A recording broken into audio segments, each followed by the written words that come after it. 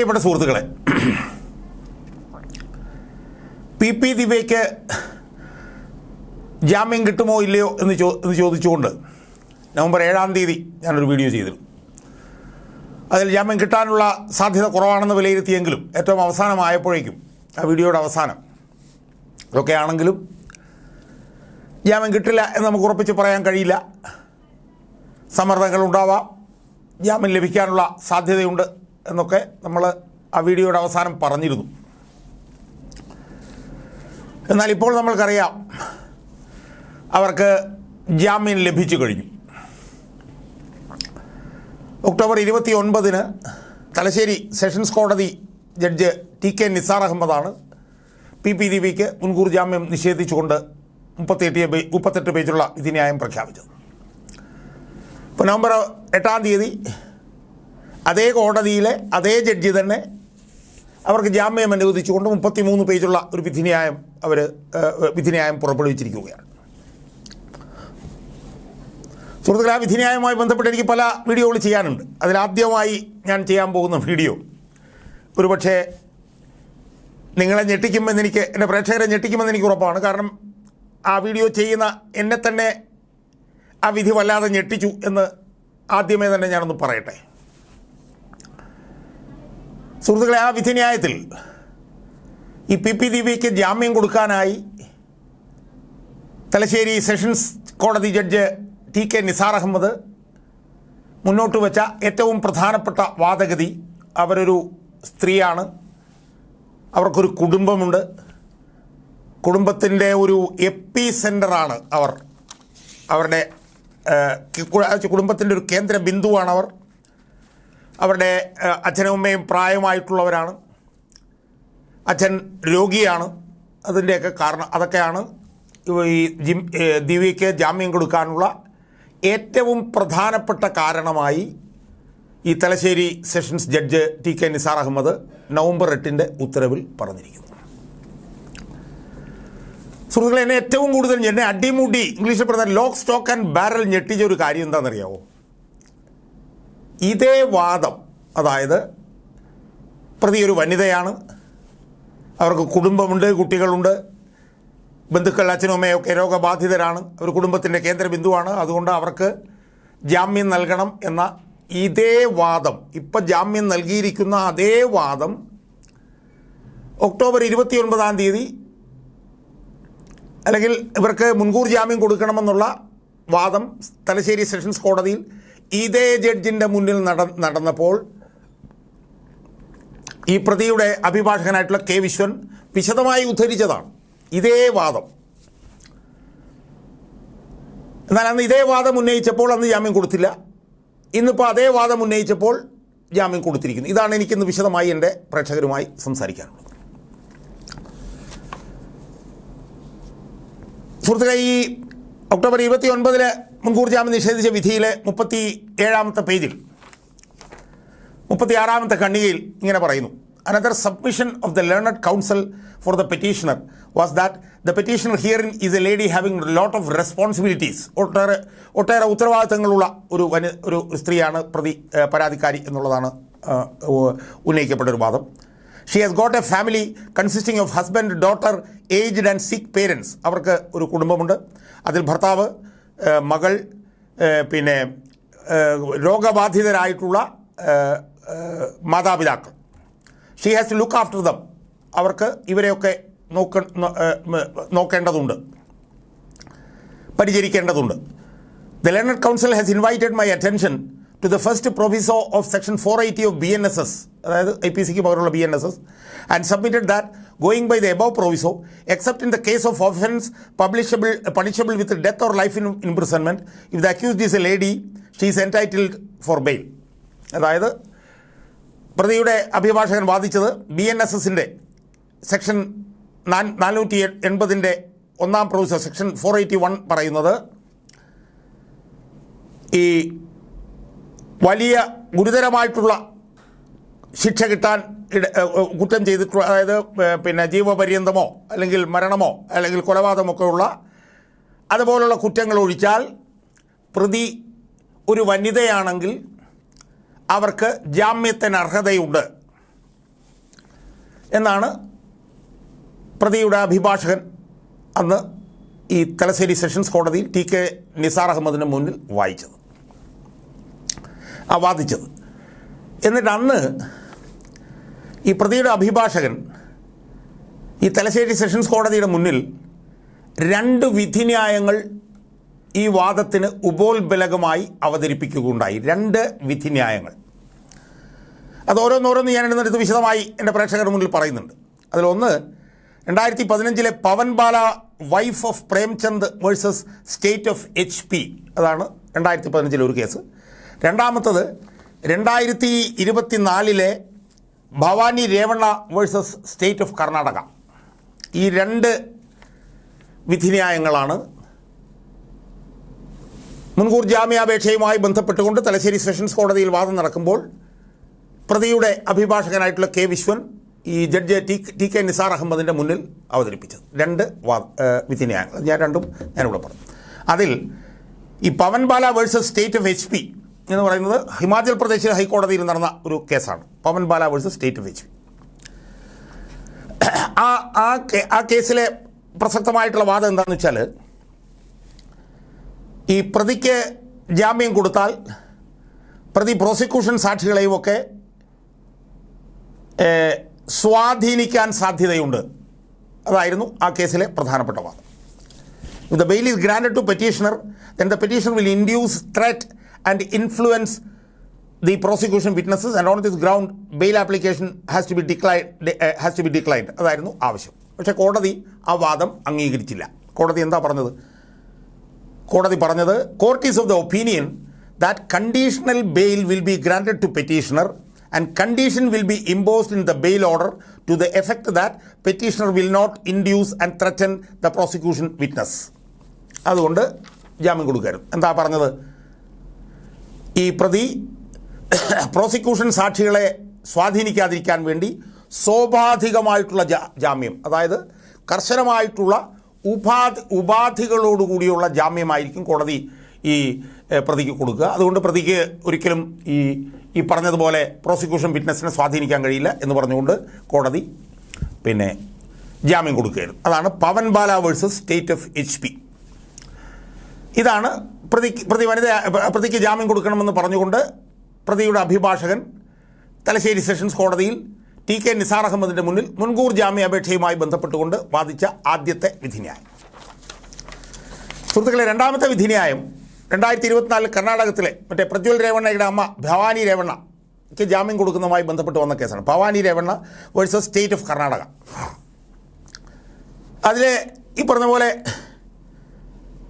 പറയുന്ന വാദം ഇതാണ്. അതായത് പരാതിക്കാരിക്ക് രാഷ്ട്രീയമായിട്ടുള്ള പശ്ചാത്തലമുണ്ട്. ആ കാര്യത്തിൽ തർക്കമൊന്നുമില്ല. The petitioner hails from a political background which cannot be disputed. Her father-in-law is a former prime minister of this country. അതായത് പ്രതിയുടെ ഭാര്യയുടെ അച്ഛൻ ഇന്ത്യയുടെ പ്രധാനമന്ത്രിയാണ്. അത് ദേവഗൌഡയായിരുന്നു. Her husband was a cabinet minister in the state government and a sitting MLA. അദ്ദേഹം ഇപ്പോൾ ഒരു സിറ്റിംഗ് MLA ആണ്. സംസ്ഥാന ഗവൺമെൻറ്റിലെ ക്യാബിനറ്റ് മിനിസ്റ്റർ ആയിരുന്നു. Her husband's brother is a cabinet minister in the union government. അവരുടെ ഭർത്താവിൻ്റെ ജേട്ടൻ കേന്ദ്ര ഗവൺമെൻറ്റിലെ ഒരു മന്ത്രിയാണ്. നമുക്കറിയാം, കുമാരസ്വാമി. അവരുടെ മകൻ her son is an MP, അതായത് മുൻ MP ആണ്. Also there are some other relatives holding significant political position. മറ്റ് പല ബന്ധുക്കളും സർക്കാരിൽ വലിയ സ്ഥാനങ്ങൾ വഹിക്കുന്നുണ്ട്. എന്നിട്ട് കോടതി പറയാണ്, however, all that cannot be a sole consideration for denying bail in a matter like this, especially when the petitioner is a married woman having a settled family and roots in the society.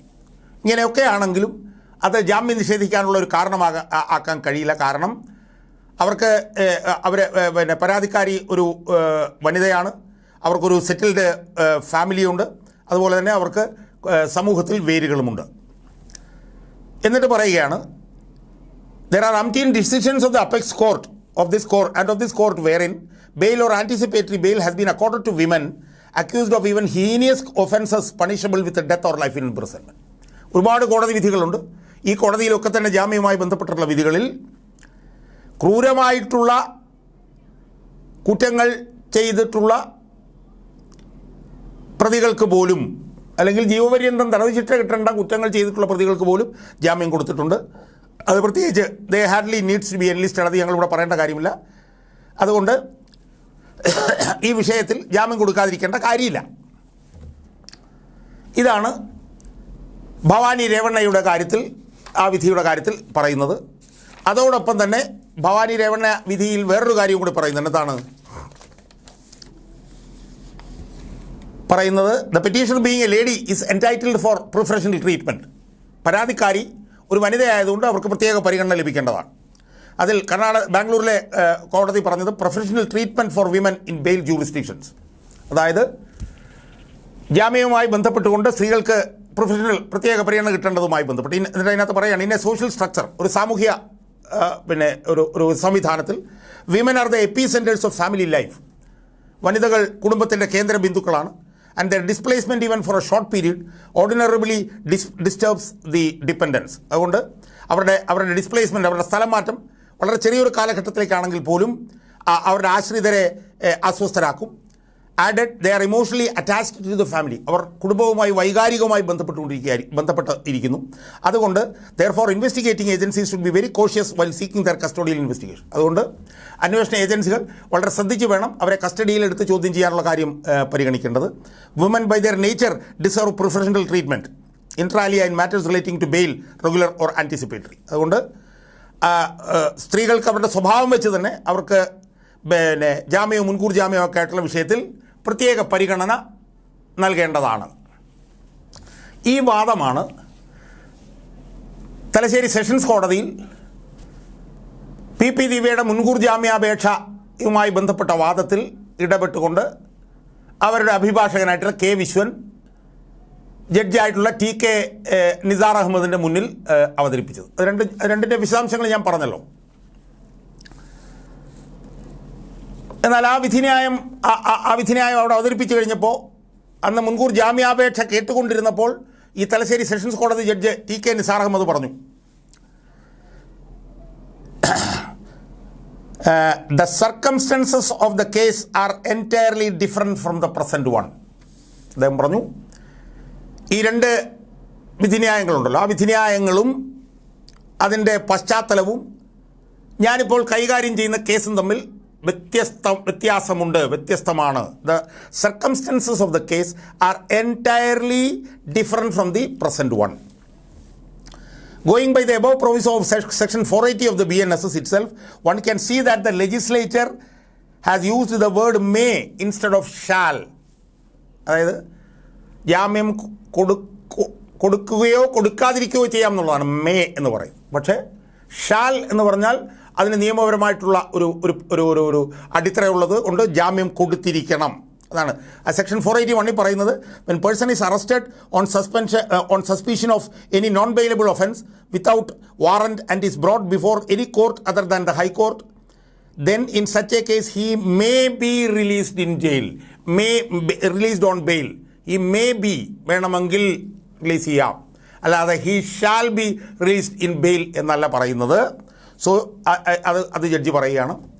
എന്നിട്ട് പറയുകയാണ്, it is discretion of the court by considering the facts and circumstances of each case. അതുകൊണ്ട് തന്നെ ഓരോ കേസിൻ്റെയും പ്രത്യേക സാഹചര്യങ്ങൾ പരിഗണിച്ചുകൊണ്ട്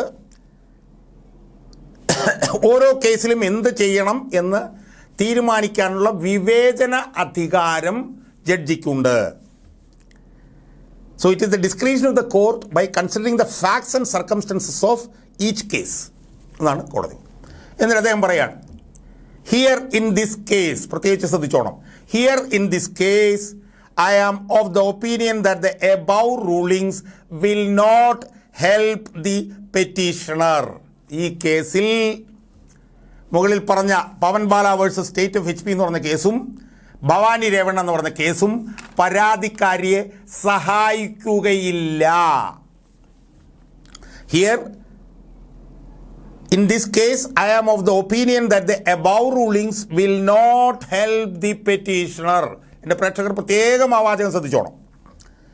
എന്നിട്ട് പറയാണ്, here the circumstances itself disentitle her the relief of pre arrest bail. ഈ കേസിലെ സാഹചര്യം മുൻകൂർ ജാമ്യം ലഭിക്കാൻ പ്രതിയെ അർഹയാക്കുന്നില്ല.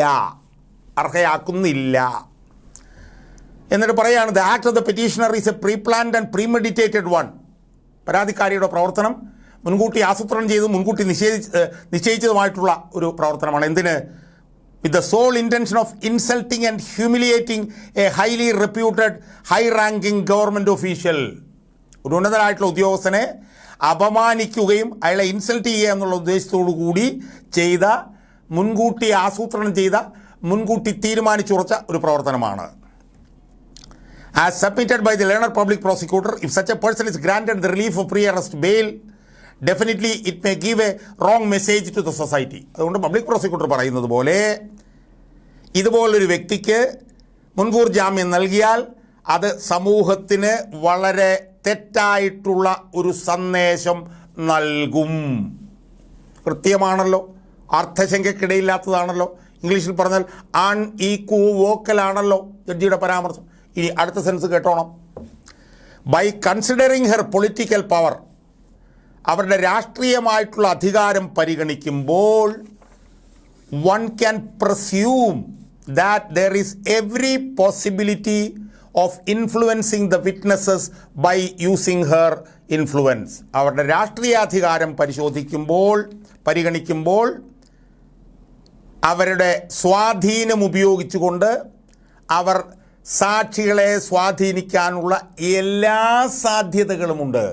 Considering their power, her political power, one can presume that there is every possibility of influencing the witnesses by using her influence.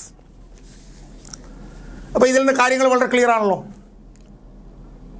വനിതയാണ്, അവർക്ക് പല പരിഗണനകൾ കൊണ്ട്, കുടുംബമുണ്ട്, കുട്ടികളുണ്ട്, അതുകൊണ്ട് അവർക്ക് കൊടുക്കണം എന്നൊക്കെ പറഞ്ഞിട്ടുള്ള വാദം, BNSSലെ സെക്ഷൻ 480യുടെ വാദം, അവർക്കിത് കൊടുക്കണം എന്നുള്ള Pawan Bala versus state of HP കോടതിയുടെ പരാമർശങ്ങൾ, Bhavani Revanna versus state of കർണാടകയുടെ വാദങ്ങൾ, ആ വാദങ്ങളെല്ലാം കാര്യകാരണ സഹിതം അർത്ഥശങ്കയ്ക്കിടയില്ലാത്ത വിധം ഇംഗ്ലീഷിൽ പറഞ്ഞ ലോക്ക് സ്റ്റോക്ക് ആൻഡ് ബാരൽ തലശ്ശേരിയിലെ sessions judge TK Nisar Ahammad മുൻകൂർ ജാമ്യാപേക്ഷ PP ദിവ്യയ്ക്ക് നിഷേധിച്ചുകൊണ്ടുള്ള ഒക്ടോബർ 29 വിധിയിൽ തള്ളിക്കളയുന്നതല്ല, ഏണ്ടി ചവറ്റോട്ടെ കളയുകയാണ് ചെയ്തത്. ചവറ്റോളെ കളഞ്ഞു, was thrown to the dustbin എന്ന് പറയാം.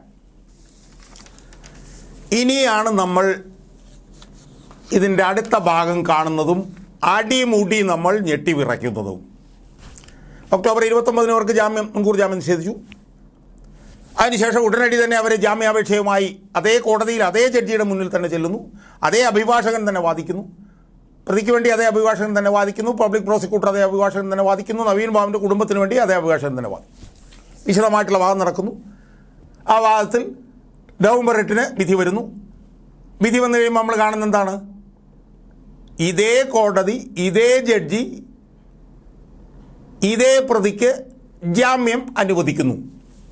ആവാം, അല്ലെന്ന് ഞാൻ പറയുന്നില്ല. അനുവദിക്കുന്ന ഒരു സാഹചര്യമൊക്കെ ചിലപ്പോൾ ഉണ്ടായേക്കാം, ഇല്ലെന്ന് ഞാൻ പറയുന്നില്ല. പക്ഷേ ഏറ്റവും തമാശയായിട്ടുള്ള കാര്യം എന്താ? ഏറ്റവും തമാശയല്ല, ഏറ്റവും നമ്മളെ ഞെട്ടിക്കുന്നൊരു കാര്യം എന്താ? ഞെട്ടിക്കുന്നൊരു കാര്യമെന്ന് പറയുന്നത് ഒക്ടോബർ 29 വിധിയിൽ പ്രതിയായ PP ദിവ്യയ്ക്ക് ജാമ്യം കൊടുക്കാതിരിക്കാൻ വേണ്ടി Thalassery sessions judge TK Nisar Ahmed ഉപയോഗിച്ച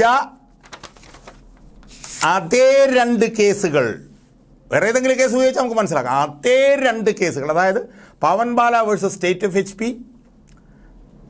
Bhavani Revanna versus state of Karnataka, ഇവർക്ക് ജാമ്യം കൊടുക്കാതിരിക്കാൻ വേണ്ടി തലശ്ശേരി സെഷൻസ് ജഡ്ജ് ഉപയോഗിച്ച അതേ 2 വാദങ്ങളിലെ കോടതി വിധികളിലെ അതേ വാദങ്ങൾ ഉപയോഗിച്ചുകൊണ്ട് തന്നെ, വേറെ വാദങ്ങൾ പോലുമില്ല, അതേ വാദങ്ങൾ ഉപയോഗിച്ചുകൊണ്ട് തന്നെ നവംബർ 8 ആയപ്പോഴത്തേക്കും PP ദിവ്യയ്ക്ക് ജാമ്യം കൊടുത്തിരിക്കുകയാണ്. സുഹൃത്തുക്കളെ, എന്ന് ആലോചിക്കുക, എങ്ങനെയാണ് നമ്മുടെ തല മരവിക്കാതിരിക്കുക? ഒരേ കോടതി, ഒരേ ജഡ്ജി, ഒരേ വിധിന്യായം ഉപയോഗിച്ചുകൊണ്ട് ഒക്ടോബർ 29 ജാമ്യ നിഷേധം. അതേ കോടതി, അതേ ജഡ്ജി, അതേ വാദങ്ങൾ ഉപയോഗിച്ചുകൊണ്ട് നവംബർ 8 ആകുമ്പോഴത്തേക്കും ജാമ്യം. ഇത് നമ്മൾ എവിടെയെങ്കിലും, ഞാനൊരു അഭിഭാഷകൻ എന്നുള്ള നിലയിൽ, ഞാൻ അഭിഭാഷകനായതിനു ശേഷം അതിനു മുമ്പും ഇങ്ങനത്തെ ഒരു ഐറണി, ഇങ്ങനത്തെ ഒരു കോൺട്രഡിക്ഷൻ ഞാൻ എൻ്റെ ജീവിതത്തിൽ എനിക്കുണ്ടായിട്ടില്ല. ഞാൻ ഒരുപാട് വിധിന്യായങ്ങൾ വായിക്കുകയൊക്കെ ചെയ്തിട്ടുണ്ട്. അദ്ദേഹം ഒക്ടോബർ 29 ഈ ജാമ്യം കൊടുക്കാതിരിക്കാൻ പറഞ്ഞ വാദങ്ങൾ നമ്മൾ കേട്ടായിരുന്നല്ലോ. അതിൽ പറഞ്ഞെന്താണ്, അവസാനം പറഞ്ഞെന്താണ്, അവർക്ക് രാഷ്ട്രീയ അധികാരമുള്ളത് കൊണ്ട് അവർ സാക്ഷികളെ സ്വാധീനിക്കാനുള്ള എല്ലാ സാഹചര്യവും ഉണ്ട് എന്നാണല്ലോ ഒക്ടോബർ 29 പറഞ്ഞത്. എന്നാൽ നവംബർ 8 ആകുമ്പോൾ അതേ ജഡ്ജി പറയുകയാണ്, one can see that simply because the petitioner is a political figure having influence, bail cannot be refused. November 8 ആയപ്പോൾ അദ്ദേഹം പറയുകയാണ്, അവരൊരു രാഷ്ട്രീയമായിട്ടുള്ള ഒരു രാഷ്ട്രീയ നേതാവാണ് എന്നുള്ളത് കൊണ്ട് അവർക്ക് ജാമ്യം നിഷേധിക്കാൻ കഴിയില്ല. The apprehension of influencing the witnesses alone cannot be ground for denying bail. എങ്ങനെയുണ്ട്? അവരുടെ രാഷ്ട്രീയ അധികാരം കൊണ്ട് അവരെ സാക്ഷികളെ സ്വാധീനിക്കാനുള്ള എല്ലാ സാധ്യതയും, every possibility of influencing the witnesses by using her influence എന്ന് ഒക്ടോബർ 29 പറഞ്ഞാൽ അതേ കോടതിയിൽ അതേ ജഡ്ജ് നവംബർ 8 ആകുമ്പോൾ പറയുകയാണ്, എന്താണ് പറയുന്നത്? അവർ സാക്ഷികളെ സ്വാധീനിക്കും എന്നതുകൊണ്ട് മാത്രം അവർക്ക് ജാമ്യം നിഷേധിക്കാൻ പറ്റില്ല. എങ്ങനെയാണ് തല മരവിക്കാതിരിക്കുന്നത്? ഇതാണ് എൻ്റെ ചോദ്യം. എന്നിട്ട് അദ്ദേഹം പറയാണ്, the court can impose appropriate conditions to rule out the possibility of influencing the witnesses. അതായത് പ്രതി സാക്ഷികളെ സ്വാധീനിക്കാതിരിക്കാൻ വേണ്ടി ശക്തമായിട്ടുള്ള നിബന്ധനകൾ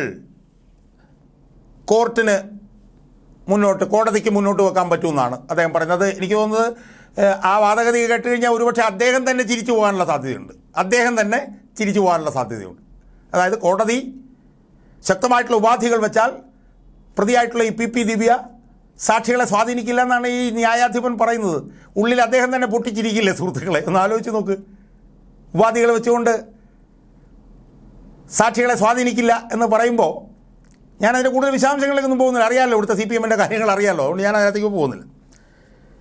എന്നിട്ട് അദ്ദേഹം പറയുകയാണ്, Bhavani Revanna versus state of കർണാടകത്തിൻ്റെ കാര്യത്തിൽ പരാതിക്കാരിയുടെ ഭാര്യാപിതാവ് ഇന്ത്യൻ പ്രധാനമന്ത്രിയായിരുന്നു, അവരുടെ മകൻ ക്യാബിനറ്റ് മന്ത്രിയായിരുന്നു, അവരുടെ ഭർത്താവ് കേന്ദ്രമന്ത്രിസഭയിലെ ഒരു മന്ത്രിയായിരുന്നു. എന്നിട്ടും കർണാടക ഹൈക്കോടതി അവർക്ക് ജാമ്യം കൊടുത്തു. അവർ പറയുകയാണ്, കർണാടകത്തിൽ അങ്ങനെ ജാമ്യം കൊടുത്തതുകൊണ്ട് ഇവിടെയും കൊടുക്കാമെന്ന്, ഉപാധികൾ വെച്ചാൽ മതിയെന്ന്. ഉപാധി വെച്ച് കഴിഞ്ഞാൽ ഉപാധിക്കനുസരിച്ച് പ്രവർത്തിക്കുന്ന പാർട്ടിയാണല്ലോ CPM. വളരെ വ്യക്തമാണല്ലോ. എത്രയോ അച്ചടക്കത്തോടുകൂടി സുതാര്യമായി പ്രവർത്തിക്കുന്നൊരു പാർട്ടിയാണ് CPM. അവർ പ്രതികളെ സ്വാധീനിക്കില്ല എന്നുള്ളതാണല്ലോ അദ്ദേഹം പറയുന്നത്. എനിക്കറിയില്ല അദ്ദേഹത്തിന് ഈ ഒരു 10 ദിവസത്തിനുള്ളിൽ വന്ന ഈ മാറ്റം. എന്നിട്ട് അദ്ദേഹം 3 കാര്യങ്ങൾ പറയുന്നുണ്ട്. ആ 3 കാര്യങ്ങൾ പറഞ്ഞു തുടങ്ങുന്നതിന് മുമ്പ് തന്നെ നട്ടാൽ കുറുക്കാത്ത നുണയും പച്ചക്കള്ളവുമാണെന്ന് ഞാൻ ആദ്യം തന്നെ എൻ്റെ പ്രേക്ഷകരോട് പറയാൻ ആഗ്രഹിക്കുകയാണ്. അദ്ദേഹം പറയുകയാണ്, പരാതിക്കാരി തെളിവ് നശിപ്പിക്കുകയോ അല്ലെങ്കിൽ സാക്ഷികളെ സ്വാധീനിക്കുകയോ ചെയ്യുന്നതിന് എവിഡൻസ് ഒന്നും ഇല്ലാന്ന്. Here there is no evidence to show that the petitioner has influenced or tampered the witnesses. തെളിവൊന്നും അദ്ദേഹത്തിൻ്റെ മുന്നിലില്ല, എനിക്കറിയില്ല, അദ്ദേഹത്തിൻ്റെ മുന്നിലില്ല എന്ന് അദ്ദേഹം പറയുകയാണ്. The submission of the learned counsel of the wife of the deceased, that the statement of the collector that the deceased confessed that he is committed a mistake itself is sufficient to influence the petitioner.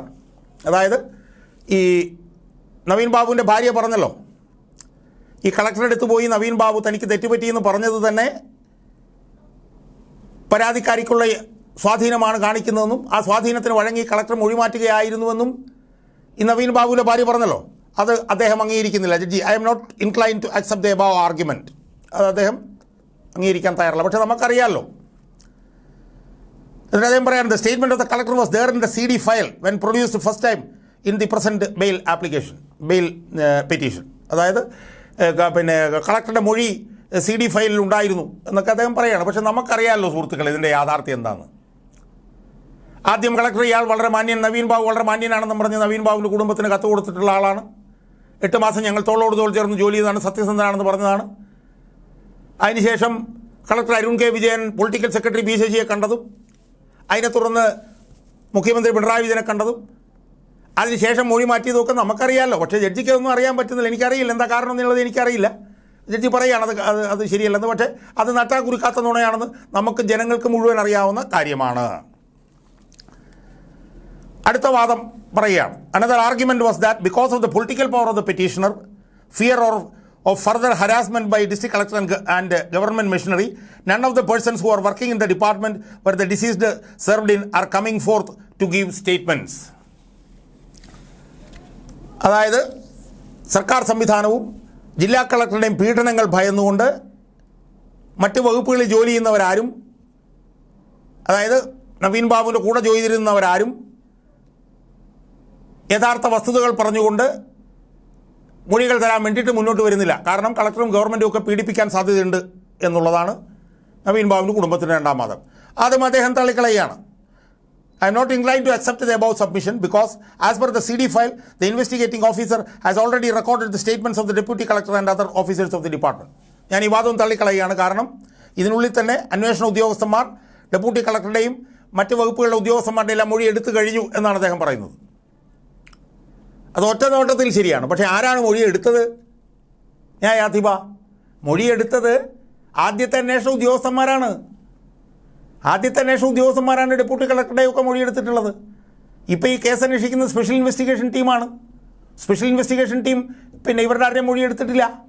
അത് collector മറച്ചു വെക്കുകയാണ്. അത് പച്ചക്കള്ളമാണ്. രണ്ടാമത്തെ പറയുന്നത് പച്ചക്കള്ളമാണ്. മൂന്നാമത്തെ എന്താണ്? Another argument was that so far the statements of wife and other relatives of the deceased were not recorded by the SIT. അതായത് നവീൻ ബാബുവിൻ്റെ ഭാര്യയുടെയും ബന്ധുക്കളുടെയും മൊഴി സ്പെഷ്യൽ ഇൻവെസ്റ്റിഗേഷൻ ടീം എടുത്തിട്ടില്ല എന്നുള്ളതാണ് അവരുടെ വാദം. സ്പെഷ്യൽ ഇൻവെസ്റ്റിഗേഷൻ ടീം എടുത്തിട്ടില്ല എന്നുള്ളതാണ് അവരുടെ വാദം എന്നാണ് അവർ പറയുന്നത്. പക്ഷേ ന്യായാധിപൻ പറയുന്നത് എന്താ? Going by the CD, the investigating officer has already recorded the statements of wives and relatives. So there is no evidence of tampering the witness. ശരിയാണ്. ന്യായാധിപൻ പറയുന്ന ഒരർത്ഥത്തിൽ ശരിയാണ്.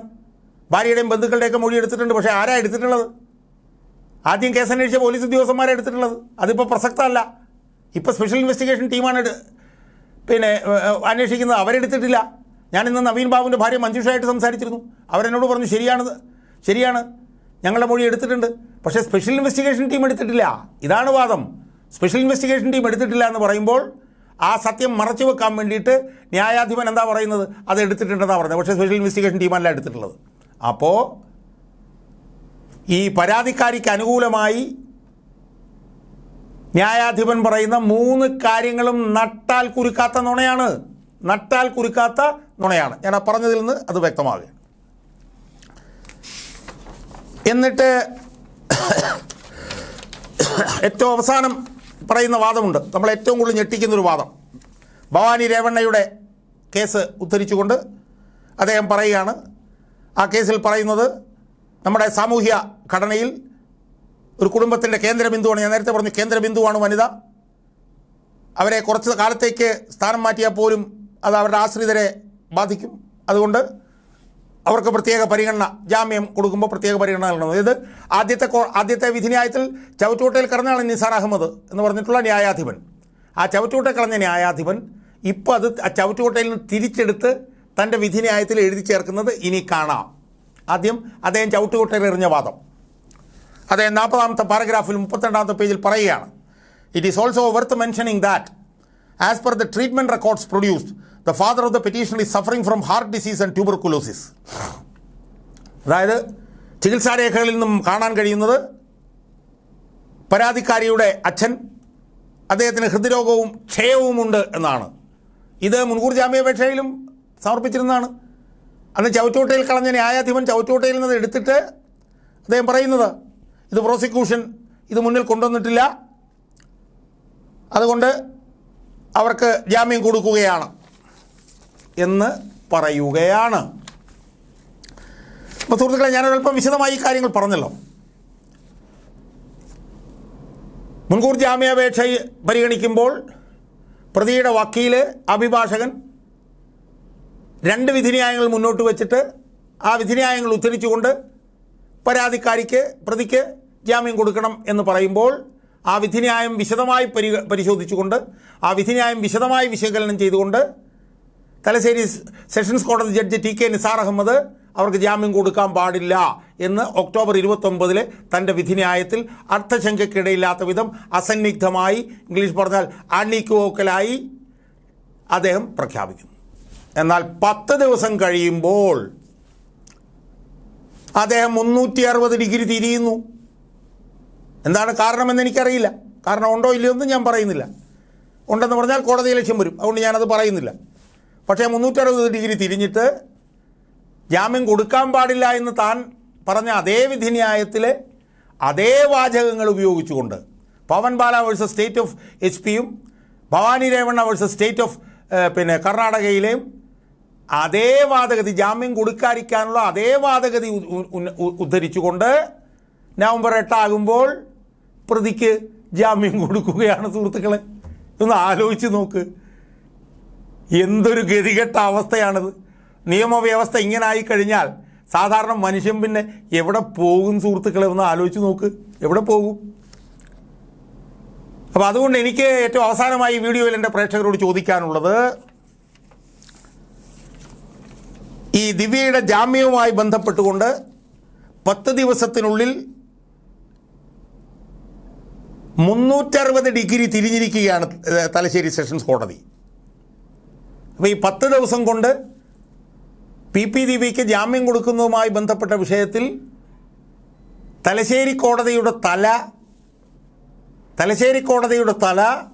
360 ഡിഗ്രി തിരിയാനുള്ള കാരണം എന്താണ്? അല്ല, കാരണമുണ്ടോ അതോ കാരണം ഇല്ലേ?